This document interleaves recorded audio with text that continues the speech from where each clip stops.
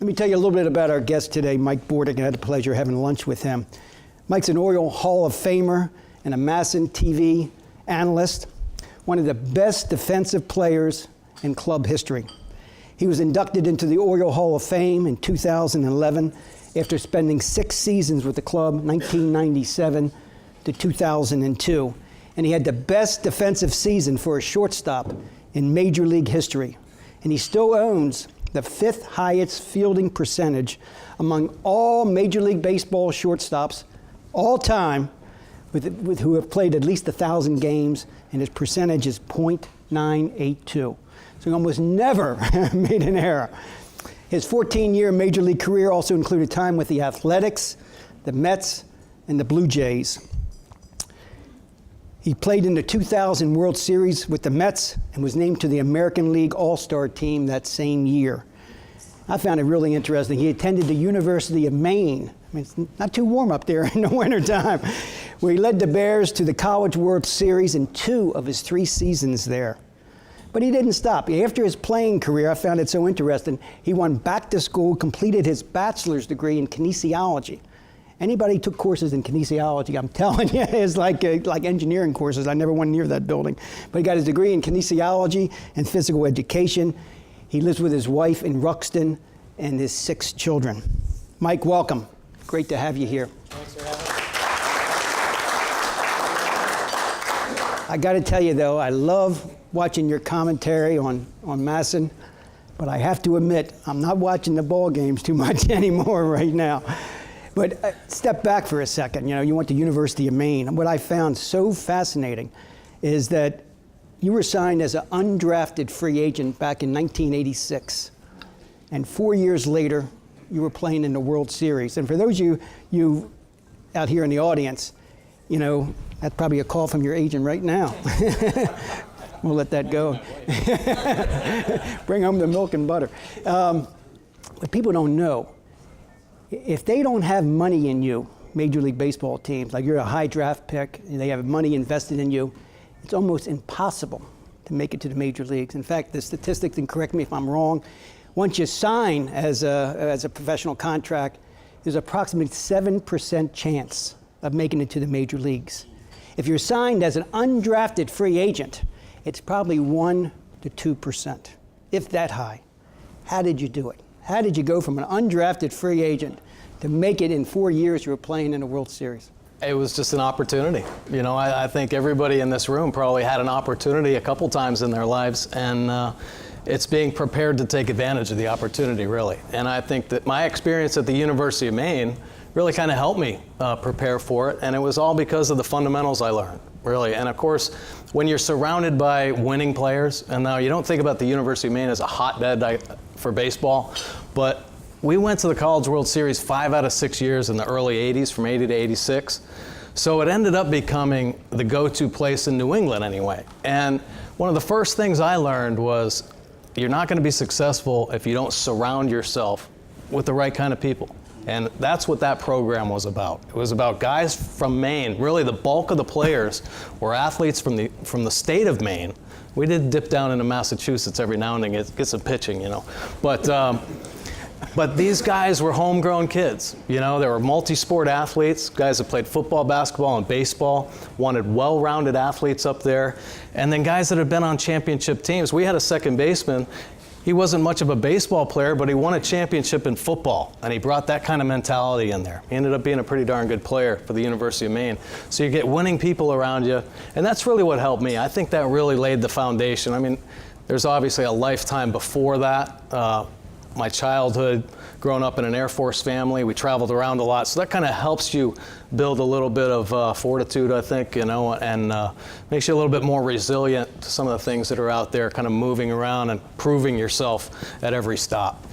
Was it a steady climb? You signed in '86. I mean, did you go up the ladder pretty quickly, and then you were identified, hey, this guy's got a shot, he can help our big team? Yeah, surprisingly so. But you need somebody, you know, in your corner. So undrafted guy, I go to Medford, Oregon, jump on a bus with 30 guys. Half of them are Latin American, and you're just driving across the Northwest and just playing baseball. Finally getting a check to play. I got $750. a month to play professional baseball. So I was excited about that. First time I ever got paid. University of Maine didn't even pay us, you know. What's the matter with them? And Michigan was getting paid all the time. Anyway, so you know, I was really naive, and I think that kind of helped me in the sense that I didn't know what to expect. You know, I was happy to play baseball, got a professional contract, put a little money in my pocket, got a locker. They gave me a Rawlings glove too. It was in my locker, a Rawlings glove. So, you know, I feel pretty good about that. And you put your time in, you work. You know, being a blue-collar kid, I guess, from the University of Maine, we stressed fundamentals. And I think that really helped me at least make it through rookie ball. I stood out a little bit as a guy that knew how to play the game of baseball, maybe not had the flashy skills of a first-round pick, but I caught the ball. I knew how to handle the bat. If you put a bunt on, I could bunt. I didn't miss signs. A manager's dream, really. And I learned that early on in my career. Be a baseball player. Know the game, do it the right way, and people take note. And the Oakland A's organization did at that time. The 80s into the 90s, the A's were considered one of the best minor league programs in all of baseball, best all-around organizations in baseball. Not a lot of movement up to the big leagues because they had guys like Walt Weiss had just become Rookie of the Year, Jose Canseco Rookie of the Year, Mark McGwire Rookie of the Year. That was their, you know, basically their young foundation. But then they had Hall of Fame players, Dennis Eckersley, Rickey Henderson. I mean, you just go through the list of players, the superstar players. Young guys coming up through the minor leagues are just like knocking on the door and just couldn't bust through. Some guys had to wait, unfortunately, for injuries to happen. And as I actually climbed that ladder, you know, single A, Modesto, California, went to double A the next year in Huntsville, Alabama as a utility player, mind you. And the only reason I was put on that double A team was because the coach I had in Modesto, Tommy Reynolds, got promoted to double A. Wow. He was my guy. He was the guy that was on my side. He fought for me every step of the way. He said, I need a utility player and I need somebody to catch the ball. I want Bordick. And he's going to back up the first round pick, Darren Duffy, who was a shortstop playing in double A. And a Latin American kid, Jerry Peguero, I'm not sure what round he was drafted in, but that was the double play combination in double A.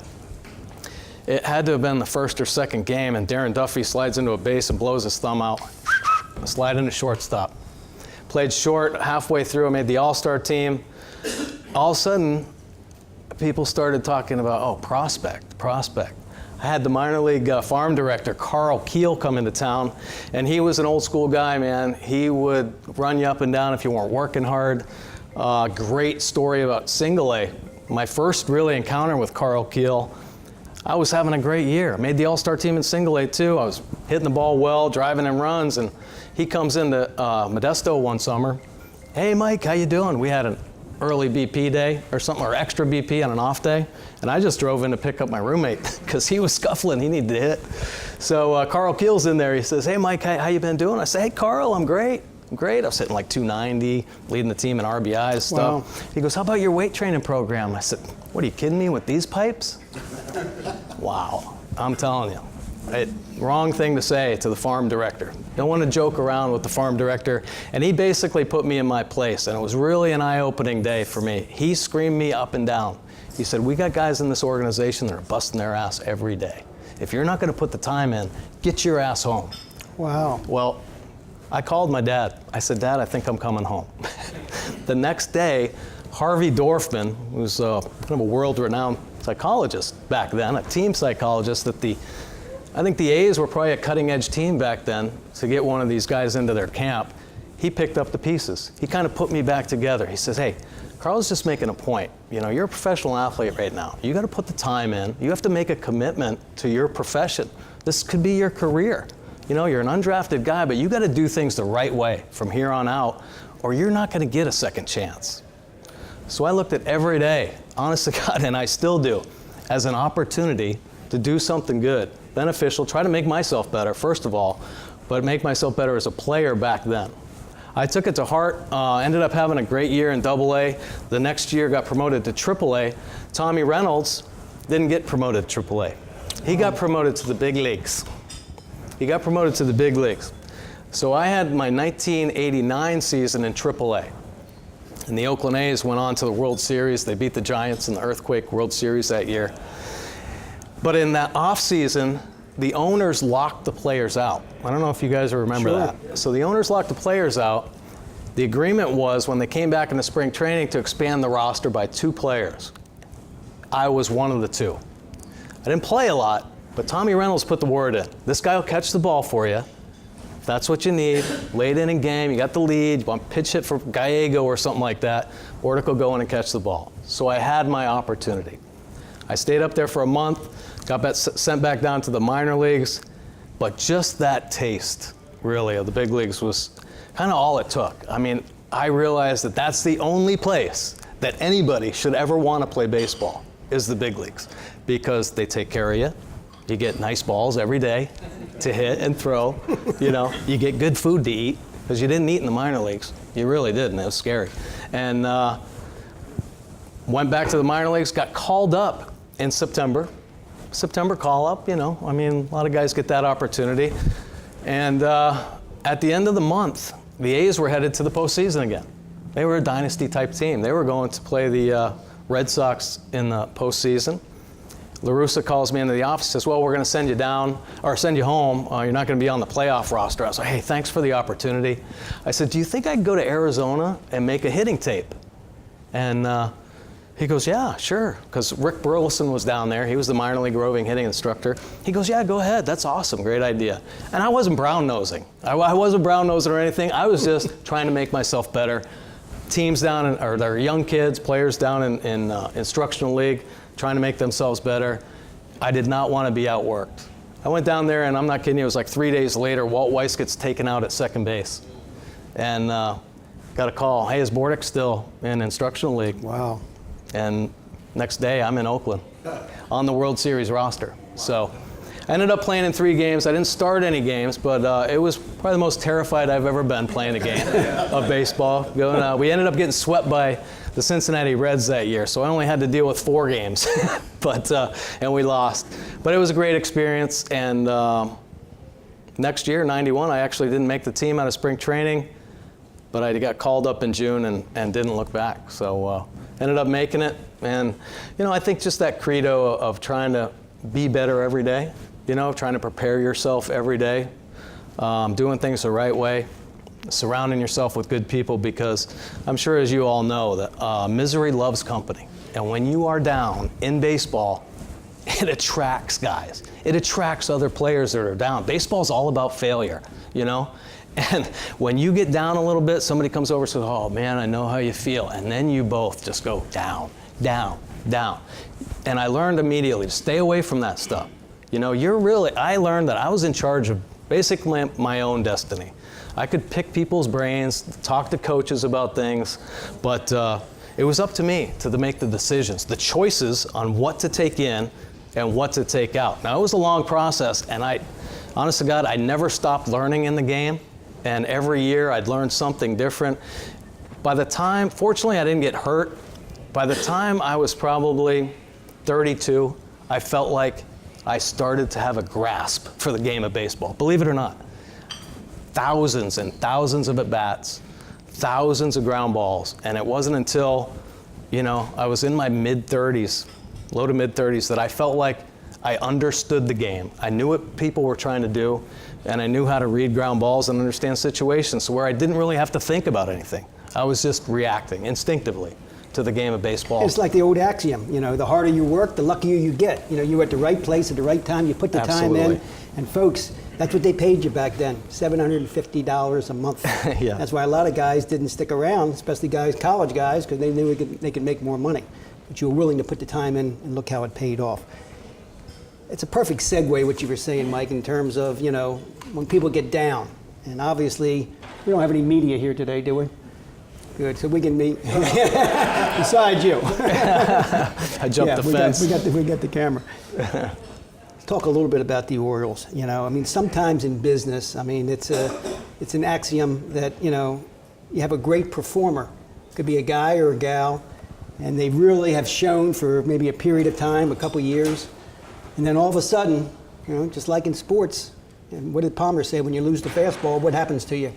You get sent down. We have that in business. Sometimes you have to let people go.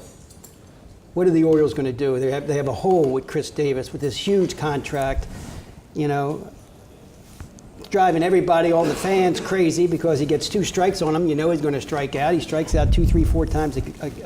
I'd love to talk to him. I got to tell you that. But I mean, I'd love for you to talk to him. But I mean, everybody says it's in his head. You know, the guy was, you know, home run champion 2 out of the last 4 or 5 years. I mean, he obviously can hit. He's done a tremendous job. They said he's working his tail off. What do the Orioles do? Yeah, well, first of all, I don't know that Chris Davis is necessarily an Oriole problem. I think it's a Major League Baseball problem. I think strikeouts, trying to hit home runs has just become accepted in the game of baseball. And it's unfortunate because it's changed the game. And I think, you know, we were all cheering for Davis when he was popping 30 or 40 home runs and striking out 250 times. He was still being productive. He was creating runs, which is that's the name of the game, really. You got to push runs across the plate. But unfortunately, and the reality of high contracts sometimes is that big contracts, sometimes players feel like they know everything if they get paid. Also, okay, here's $20 million, so I must be the smartest baseball player. I must be the best baseball player. So you lose a little bit, or sometimes players lose a little bit of that kind of the eye of the tiger type thing, that fight, the hunger to keep fighting, you know, through to the very end. When you're standing at the tee and you're doing the monotony of baseball work every day, which is the hardest mental grind, I think, in any sport, to continually do the same repetitive, boring stuff every day. But to change your mind, your thinking, saying, this is what I have to do. This is making me better. Focus more intently every time I do it, and I'll become a better player. Well, when you feel like you know more about the game than maybe a coach or somebody that's experienced, your work ethic drops a little bit, and as you get older, your skill levels will kind of diminish if you don't stay on top of your craft. And sad but true, I think that's what happened to Chris Davis. I think he stopped putting that time in, the consistent and the mental focus time to make himself better on a daily basis, and it took him over. The game took him over. He can't catch up to a fastball. Now he's got to cheat, and that's what you're seeing. The result, a longer swing, not squaring up as many baseballs, and I know they're putting time in right now to try to get Davis back, and I know they have to. I think more of a psychological approach is probably the best thing. I think anybody at the major league level has proven that they can have success. You know, they've already had success or they wouldn't be a major league player, but it's a matter of harnessing the mental skills to be consistent in that arena. You have to have total focus, and that's why you're a major league player. There has to be ultimate discipline to do that monotonous, boring work on a daily basis and do it with intent and purpose to make yourself better. And unfortunately, I think that may have gone by the wayside a little bit, and I think he's not the only one. I think there are other players. I mean, it just kills me every day when I see a shift. Why can't a major league frickin' player hit a ball the other way and beat the frickin' shift? Are you kidding me? Lay down a bunt. Are you kidding me? I mean, come on. So, unfortunately, I think the game is kind of changing a little bit. Some of the rules that they've, put on the game, can't break up a double play, can't flip somebody out there, can't run over a catcher. Well, the essence of the game is really about runs. And as a player, you try to protect another team from scoring runs, or you try to break up a double play so that you get another opportunity to score a run. So the essence of the game, I think, is kind of being lost a little bit. It's becoming a softer game. Things are being accepted, I think, a little bit more, strikeouts being one of them. But as we were talking, and we were talking a little bit about maybe contract statuses, I think there's an effort right now to kind of try to change the game. And I think the owners are trying to change it. We saw a lot of contracts last year not being handed out, a lot of free agents that didn't have jobs. Even the year before was the same way. Davis got his contract 3 years ago. The next year, they stopped paying the sluggers. You know, guys that had led the league in home runs weren't getting those big contracts anymore. So there's a shift in the game. It's a different kind of mentality, and the sabermetric field, I think, has kind of changed it. And now they have numbers to show.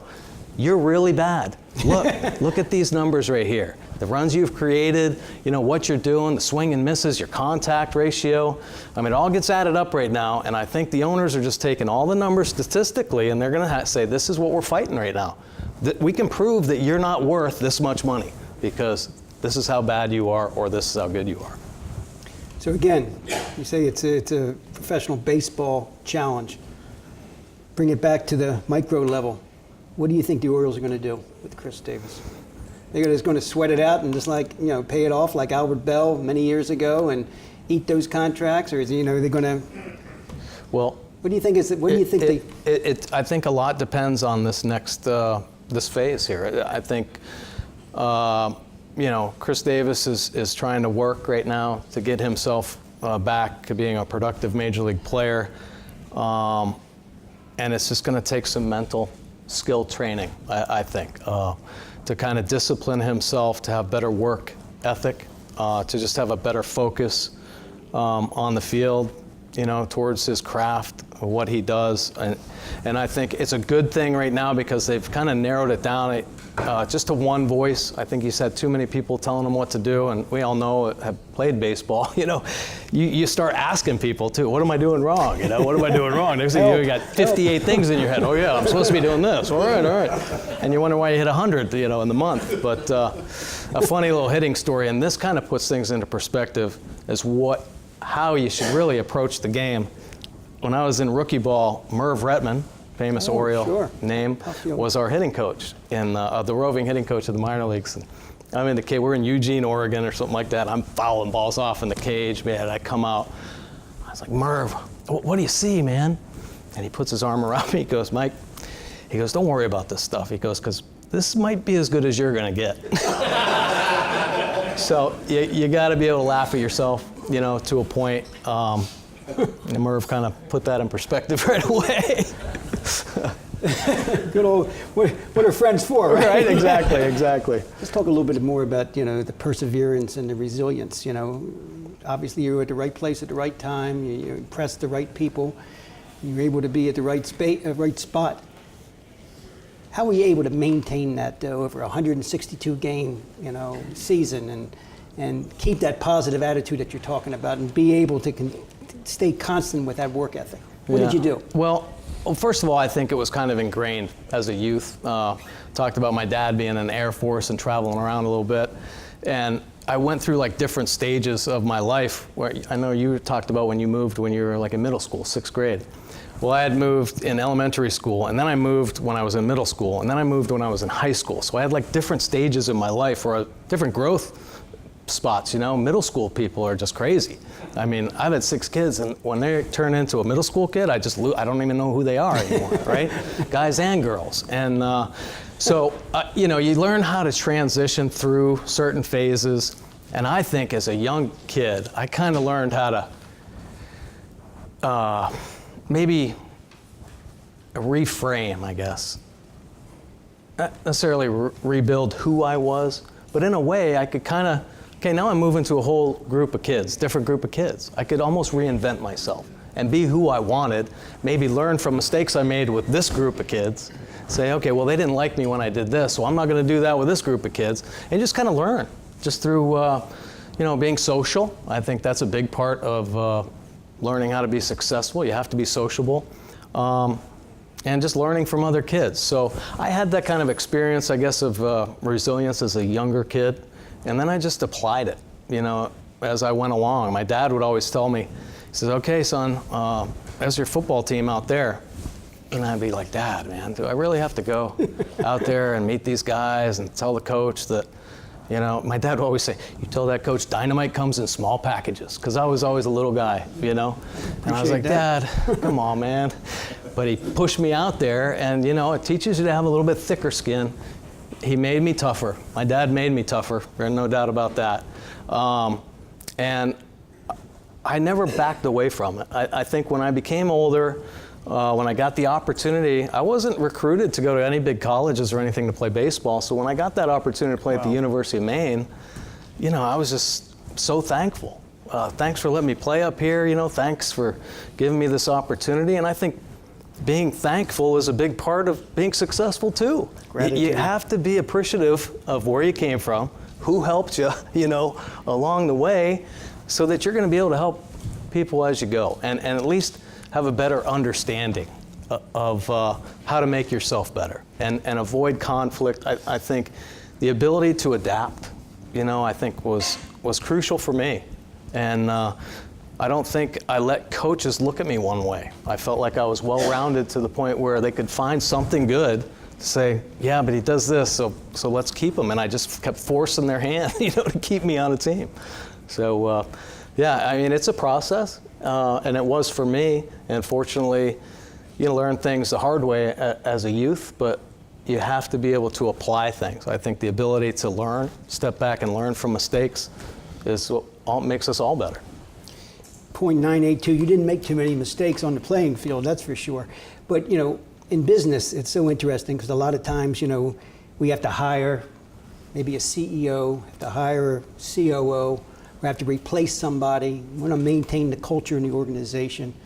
You were called upon to replace one of the icons in baseball. You were the one who replaced Cal Ripken at shortstop. What was that like, and how were you able to coexist with that and make that transition and still be a positive influence on the team? Well, I say you learn something new, every day in the game of baseball, and fortunately, that's the kind of attitude I had. And when I was contacted by Pat Gillick to come to the Orioles and play shortstop, initially I said, "What's the matter with you, man? What are you smoking, Pat?" I said, "Cal Ripken plays shortstop, buddy. He's been doing it forever." And he said, "But Cal's going to move to third, and we're probably going to make this move with or without you. So if you have any interest in." We were playing in Oakland. My wife and I had just started a family, had a couple, actually 3 young kids, and all our family was back on the East Coast in Maine. So we wanted to get back to the East Coast. We didn't know how, but via Baltimore might have been the best way. And I think ultimately it helped us. But there were a lot of tough nights, conversations with my wife about coming to Baltimore, understanding that it was going to be a little trickier. It's going to be one of those things where you really got to dig deep and you test yourself. If we all want to get better, we can't stay right in that same little box. You know what I mean? So I felt like it was a personal challenge. I said, okay, somebody wants me to go in there and be the shortstop for the Orioles. If they believe in me, why can't I believe in myself, to do this job?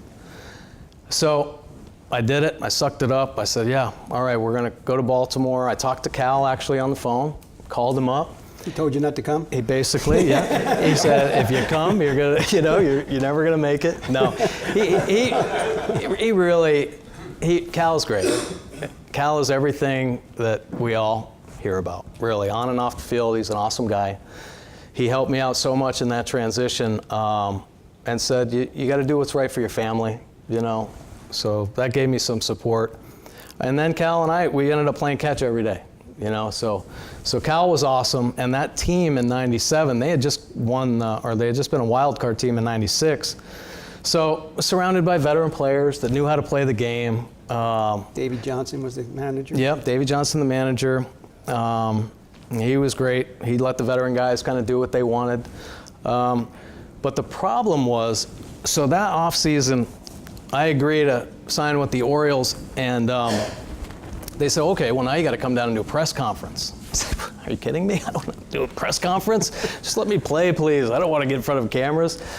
So I said, all right. So they fly me down to Baltimore. I had to make a stop in Pittsburgh, and my wife and I are hanging out, a little bit of a delay, and we see the Washington Post sitting on a chair, and there's my picture on the cover. I was like, oh my gosh, look at this, honey. Superstar, right? Pick it up, and Tom Boswell is burying me. Why are the Orioles bringing Bordick over here? Billy Ripken's better than Bordick. Should have moved him over to shortstop.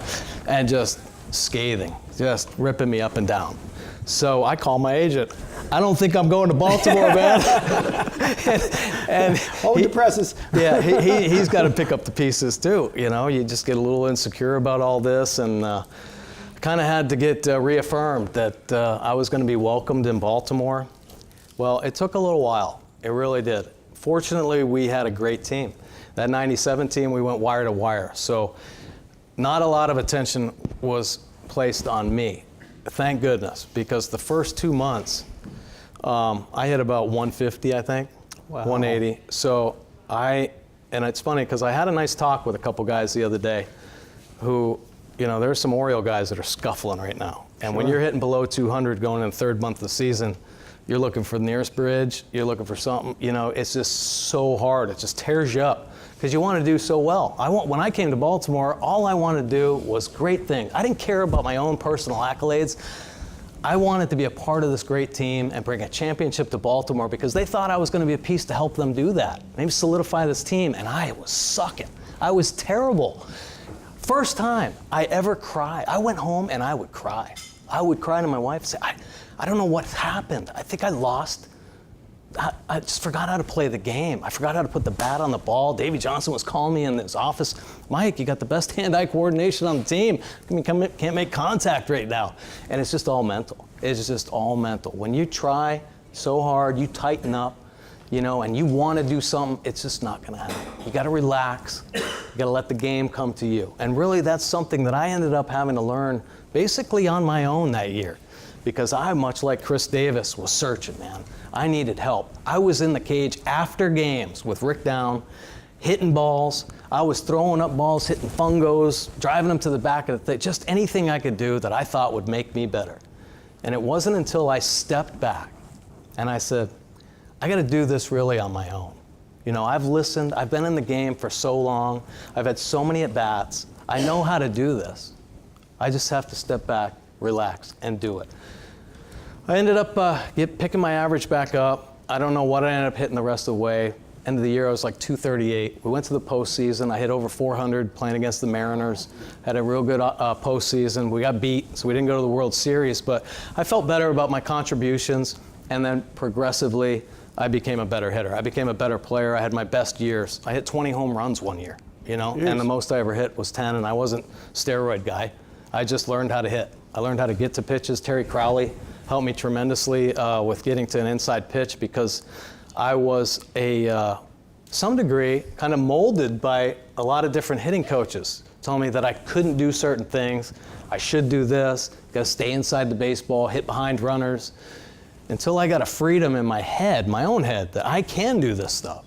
I can get to an inside fastball. All I got to do is work at it a little bit differently. Instead of approaching it one way, try a different way. And I did. And I took more responsibility for myself. It wasn't asking a coach. It just all of a sudden, I said, this is my career. I've got great coaches. I played forever. I've got to be responsible now. And really, that's when things started changing for me. And the second half of my career was just so much better, less stress, enjoyed the game, played it instinctively, naturally let the game come to me. And fortunately, through time and just not getting hurt, I was able to get those experiences and become a better player. Talk a little bit about the culture. In businesses, as being CEO or president, they set the culture. They really set the temperature of the organization. If the CEO's having a bad day, a lot of times the people in the company are having a bad day, and it could last for a long period of time. Can you feel, when you're in winning as a team, tell us about the difference in the feeling of that culture of the team versus you're in a locker room now, maybe not as a player, but you walk the locker room and talk to the people. Oh, yeah. Can you feel the difference there? Absolutely. And I've been on great teams, and I've been on bad teams. And great teams with super players and super players on bad teams too. Because in '97, we had a superstar team, a bunch of all-stars, Hall of Famers, and we had basically the same team in '98 and '99 and 2000, but we didn't win. We came down to pitching, I think, at the end. But you still think you're going to win if you got all-star players, good pros. But when you are a team that believes in yourself and has confidence, when I came up with the A's, I might have been as confident as I ever been because Tony La Russa instilled that. He put it in you. He made you feel good. Even though I wasn't much of an offensive player, he'd have me bunt, hit and run, make me feel part of the team offensively like I did contribute. Ended up hitting 300 in 1992. We went to the postseason. Got beat by the Blue Jays, who went on to win the World Series. But, you know, I mean, those type of things, trying to stay around winning type players, but the attitudes on winning teams are just, there is such a confidence, an air of confidence. When you walk into the clubhouse or when you step onto the field, you just know you're better. When I was on the A's teams in the early 90s, there wasn't a team even close to being as confident as the Oakland A's. Are you kidding me? When McGuire would step on the field, or Dave Stewart, you know, it's just these prima donna dudes stepping out there knowing that they're just going to destroy the opposing team. I mean, it felt so good as a young player. Like, look at these guys. They're not going to beat us. I mean, one year we beat the Yankees 12 straight games, you know, and wow. Yeah, you just feel good about that stuff. But boy, can it reverse. And it can be down, and it can be a down time. And when you talk about, you know, we were talking about earlier, misery loves company. Those losing teams, boy, does a group of players pull a team down. And there are, unfortunately, a bad word here, cancers on teams that just will not allow teams to win just because of their attitude. How they go out and do their preparation, what they say, the verbiage they use is not a positive, conducive to winning environment.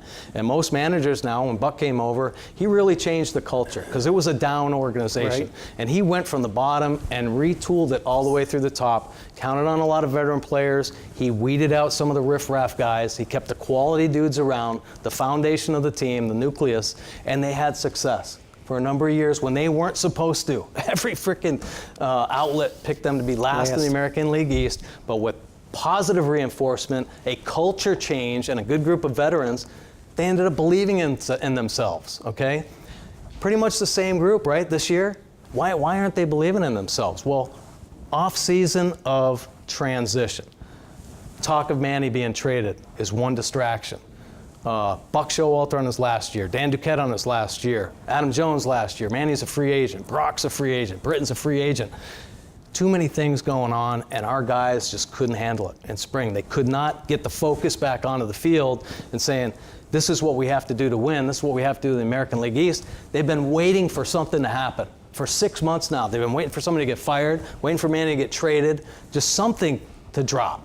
And it just hasn't happened yet, and they're spiraling. And you can just see them. There's just no focus on bringing home a title. That isn't the goal right now. The goal right now is try to get over the dang Mendoza line in hitting. You know, it isn't a focus on winning or beating the other team. You know, it's an individual thing now. And unfortunately, in professional sports, sometimes that happens. But if you are a good pro, when you cross the lines, you do it the right way every time. You play to win and compete every time, and you try to do something to stop that other team, right? And if you can get 9 guys on the field that can do that, sometimes losing teams can turn it around a little bit and change that confidence and make you into more of a winning program. Let's hope we can change it now. Before I turn it over to the audience, are there any anecdotes or stories you'd like to share with us that you can share with us? Behind the scenes type of a thing that really come hit you in the face type of thing that we'd be interested in hearing? Boy, oh boy, I thought I've shared some pretty good stuff right there, you know, but man, oh man. You know, down and dirty stuff. Yeah, I'll share a couple things. I know Tony La Russa will forever be my favorite manager just because of his intensity, his preparation. And I sprained my ankle one time. Just a fluke thing, kind of another thing to look at Cal Ripken and say, wow, pretty amazing. I jumped up for a ball, and I landed on the corner of second base, and I just blew my ankle out, right? I mean, it can happen to anybody. Never happened to Cal, though, but it happened to me. Anyway, so I rehabbed back and talked to La Russa. He said, well, we're going to send you down to Modesto, and you're going to play a rehab game, and then we'll bring you back. Well, I get down there. I don't even take the dang field, and they call down and say, we want Bordick back up here. So I go back to the A's, and I'm sitting around. I hadn't played for like 2 days, and I'm watching this young guy. They haven't activated me off the DL, and they had called this young kid up, Latin American kid who was playing shortstop, and I'm thinking, oh no, you know? I mean, Wally Pip, right? I mean, holy cow, that's what happens in this game, unfortunately, and that's why players, they are fearful of getting hurt, injury, because somebody else is coming, you know? I mean, there is a long list of minor league players fighting for that same spot. And so I talked on the field to Carney Lansford. I said, hey, Carney, man, how come I'm not getting back in the lineup? He goes, well, have you talked to Tony? I said, yeah, I'm not going to push anything. Well, of course, Carney Lansford, he's the pipeline. He goes right in and tells LaRussa, Bordick's pitching, he's not playing. Well, LaRussa calls me into the office, and he says, so, I hear you're upset you're not in the lineup or you're not playing. I said, well, no, I'm not upset. I just wondering why you called me back. How come I haven't been taken off the DL? And he stands up, and he looks, I mean, he's this close to my face, and he goes, I'll activate you when I want. He says, you better keep your mouth shut and don't be, you know, he went on to a thing like, you gotta have 6 years in the big leagues before you can even open your mouth here, and just kind of putting me in my place. And he said, I'll make the move when I'm ready. The next day I was in the lineup, but it was, I just think there are constant tests. And now I think LaRussa might have been messing with me that day. I think he always took opportunities to make sure he kept me humble, kept me hungry, and fighting. Because there was one night, we were in Minnesota, and Ricky Henderson, I don't know if he pulled himself out of lineup that day, something happened. And Tony LaRussa and his coaching staff, they didn't mind tipping back a few beers after a ball game. And me and a couple other guys are walking back from the field, and they're in the hotel bar. The coaching staff is bellied right up. And all of a sudden I hear, Bordick!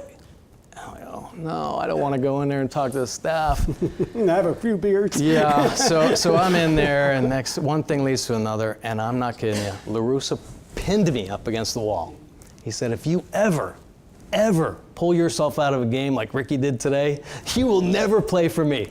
And then he goes on this little rant about, you know, how Ricky pulls himself out of games every now and then. You got to keep fighting every day. Because LaRussa was one of those players. He wasn't a superstar type guy. He had to bust his butt, and he knew I was that guy.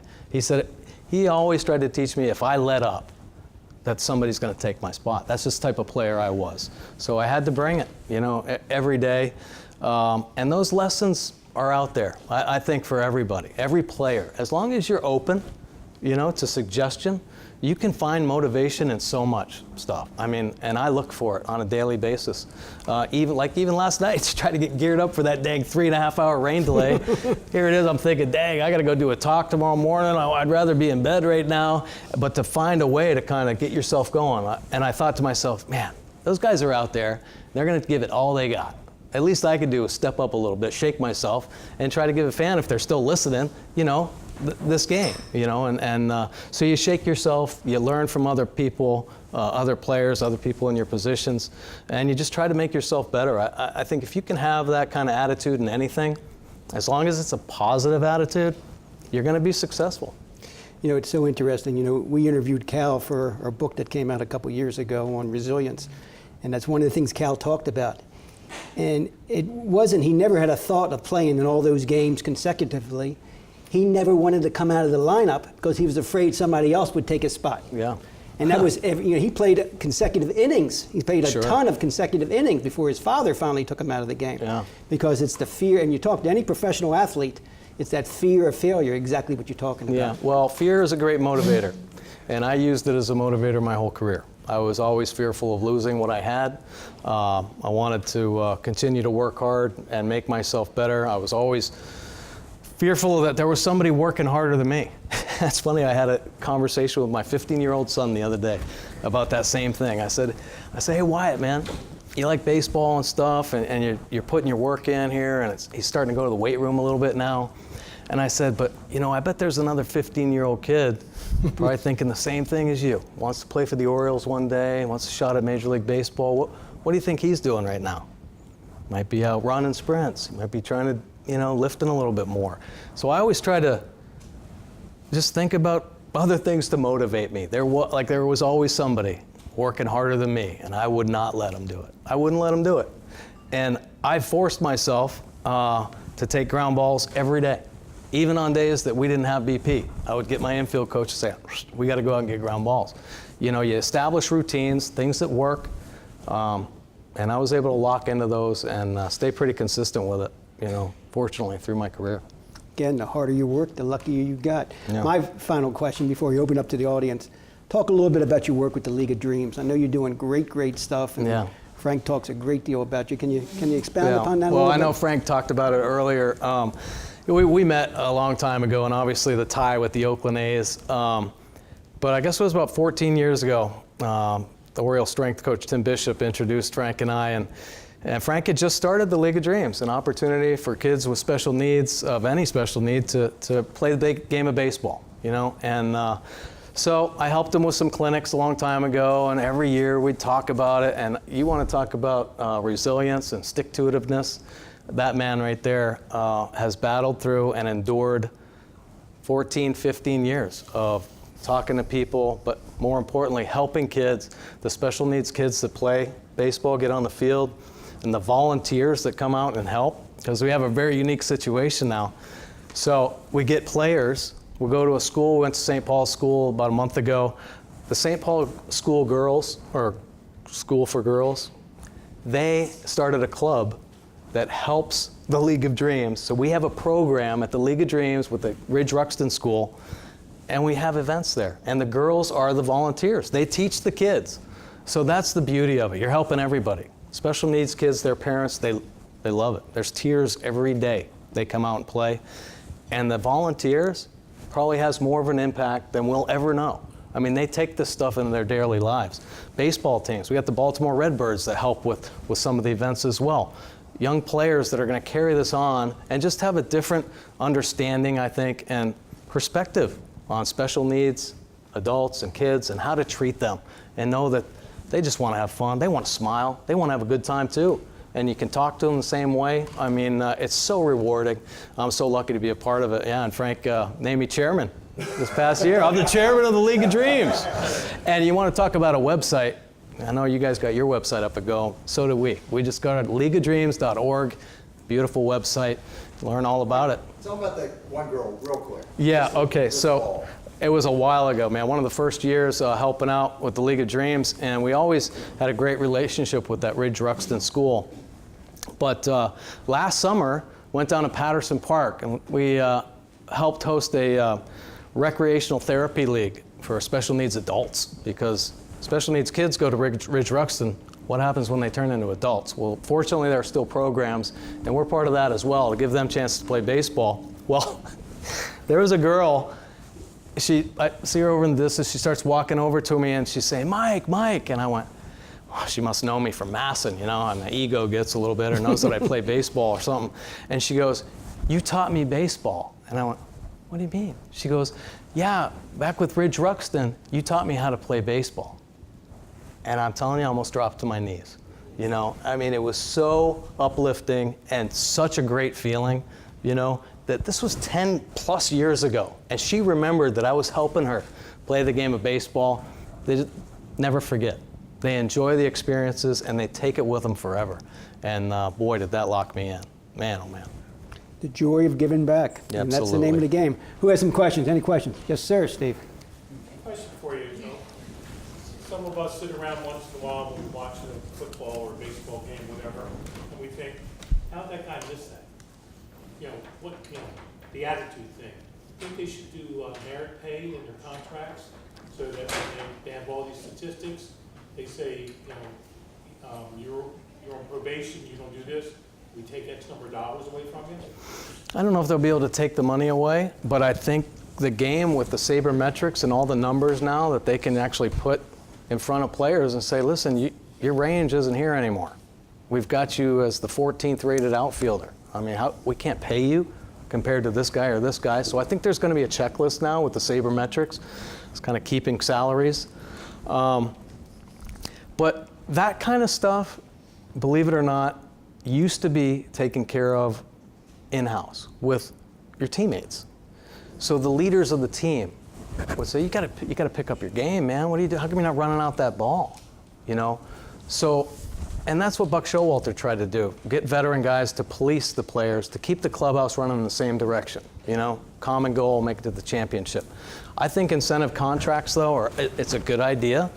But we were talking earlier, if you have a player that might make $1 million if he hits 300, you know, and all of a sudden he's hitting 298 and needs 5 more ABs, and the owner calls down and says, no, we're not paying him $1 million, and he forces the manager not to play the guy.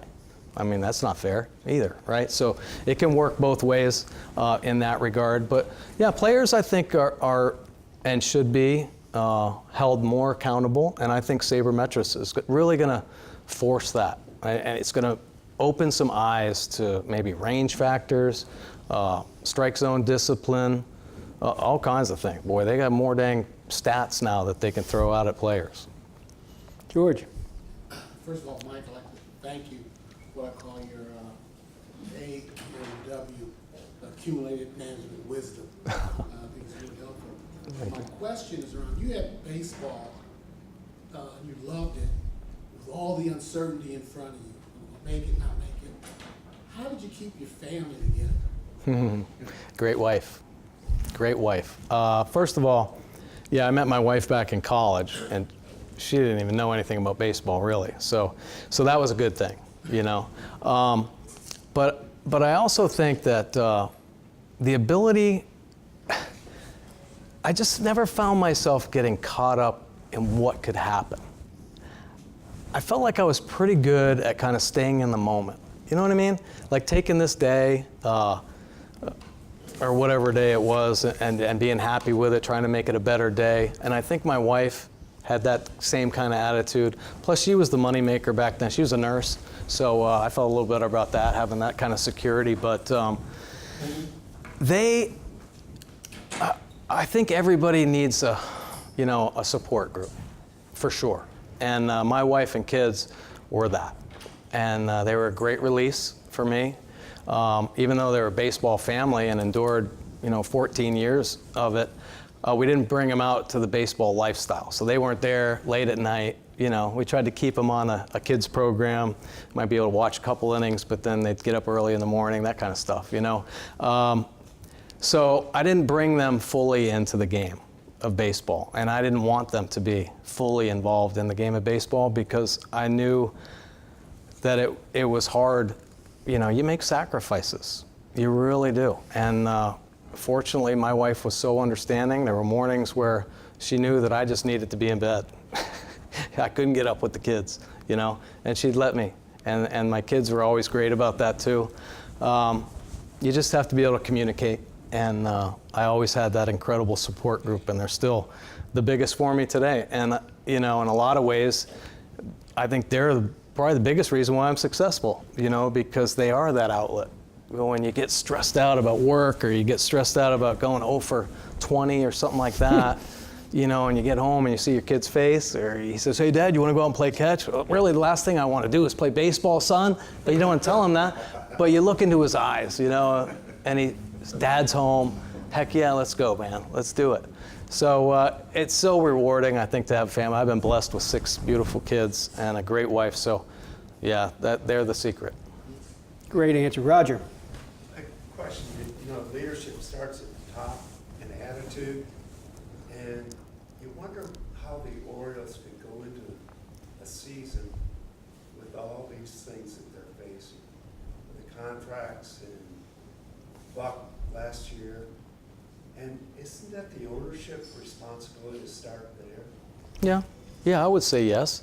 And I think, I think that too is in transition a little bit. I think Mr. Angelos is kind of getting out a little, and his sons are getting more of a productive role there, I think, with the Orioles. But I don't know that the organization has had really a true plan for a number of years. I know when Buck came in and he did the shakeup with the whole organization top to bottom, that was a great thing. The organization needed to be revamped, okay? But from a standpoint of continuing to produce quality teams, successful teams that have chances to go to the postseason, I don't know that there was ever a true formula in place. Rule 5 picks are not answers to make it to the World Series. I'll tell you that right now, But you have to have a plan as far as what your budget's going to be, players you're going to target. When Andy McPhail was here, it was grow the pitchers, buy the bats, right? Well, I think that's a pretty good philosophy, but you better have a dang good scouting program. You better be able to go out, and I think the Orioles right now, that might be their first thing to target. Getting a better scouting program, especially international. We don't even come close to competing internationally and getting players. So I think we're a little short in that regard. Yeah, really, it does start at the top. But I think there are enough great baseball minds to at least put together a plan that can keep this sustainable and competitive every year. I just don't understand why it hasn't been established. Time for a couple more questions. Ed? Yeah.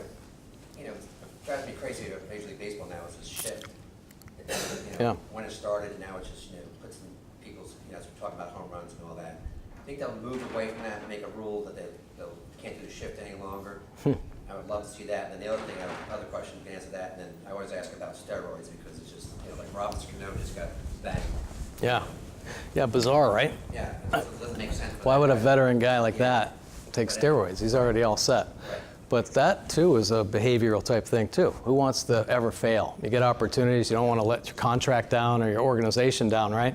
So I think players are just, they're human. They want to be good. They don't want to stink. So maybe he thought he needed that kind of advantage. And I know a lot of players back in the 90s, in the heyday of it, would use it just for more of a health thing, to stay on the field, because you get banged up playing the game. I know it doesn't seem like an incredible contact sport, but when you're playing 162 games, you're running out there every day, it takes its toll on your body. And you want to feel refreshed. You want to feel like you can go out there. And sometimes it's hard to just trick yourself mentally to do it. Sometimes you needed a little something, and so I think guys got on that to try to enhance their performance, obviously. It's unfortunate. Yeah, but I don't think it's ever going to go away in any sport, to be honest with you. You think they'll move the shift to get rid of the shift? I do. I think they're going to, hopefully, they continue to try to reevaluate the game, what they've done, how the game has kind of shifted. I'm totally against let me take a drink real quick. I'm totally against the double play, not being able to break up a double play or running over a catcher. And the shift, I think, I wouldn't be surprised if they say, okay, you could have 2 defenders on this side and 2 on the other side. And you could slide a guy over and still kind of have a shift, but they might limit the full shifts with everybody over on one side of the field. It's a disgrace, though, to me. Why can't a freaking hitter? You're paying a guy $20 million so you can't make an adjustment with the bat, learn how to hit? I don't get it. Ted Williams, they shifted 7 guys on one field, so he said he stood 2 feet away from the plate so he can go to the opposite field. Yeah, So you yeah. have to make an adjustment. Exactly, right? Yeah. I mean, what do you want to be? Right. Be a good hitter? Right, let's go. It's sad that the game, it's been accepted Right. that there are strikeouts and guys try to beat the shift by hitting it over the shift. Well, it's not a good brand of baseball, if you ask me. And I think we're losing a lot of interest in the sport. Mike, you've obviously kept in tremendous shape, not only when you played baseball, but today. What do you do to keep yourself physically fit? I mean, how do you allocate your time to make sure you have time for yourself? Yeah, health is a priority for me. It really is. And it was probably back to that fateful day with Carl Keel when he screamed me down in Modesto, California. And ever since then, I've just been a weight room rat. And I was always in the gym, even in college. But for some reason, you get into a long baseball season and it's hard. It is hard to stay consistent. You get on long bus rides and just to try to find the time. So I was able to. I found how to establish my routine and find ways to work out. Sometimes it wasn't even with weights. Just get to the field and run, things like that, do air squats. But now it's just become part of my life. You have to make it a routine. And plus I have 6 kids I got to chase every day, so that's helped keep me in shape. And I want to be able to play catch with them forever. I want to play catch with their kids as well.